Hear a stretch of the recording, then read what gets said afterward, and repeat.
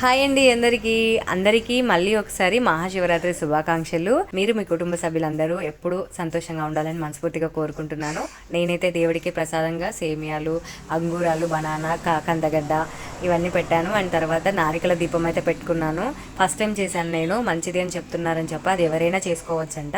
ఇంకా ఫైనల్గా అయితే రెడీ అయ్యేసి మేము గుడికి అయితే వెళ్ళాము. సో ఇంకా దారిలో అయితే చూసారు ఎంత పబ్లిక్ ఉందో, చాలా అంటే చాలా రష్ ఉంది శివరాత్రి రోజున.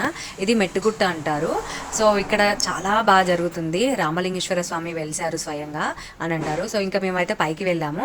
మా దేవాన్స్ చాలా గ్రేట్ అండి, అసలు నేను షాక్ అయ్యాను. వాడు మొత్తము మా ఇంటి దగ్గర నుంచి గుట్ట మీదకి నడిచాడు. మా ఇంటి దగ్గర నుంచి గుట్ట మీదకి 1.8 కిలోమీటర్స్ అయితే ఉంటుందండి. అసలు వాడు చాలా గ్రేట్, మాతో సమానంగా నడిచాడు. నేనైతే అసలు ఎక్స్పెక్ట్ చేయలేదు వాడు నడుస్తాడని. ఇంకా ఫైనల్ గా అయితే పైకి వచ్చాము, లైన్ లో నిలబడ్డాము.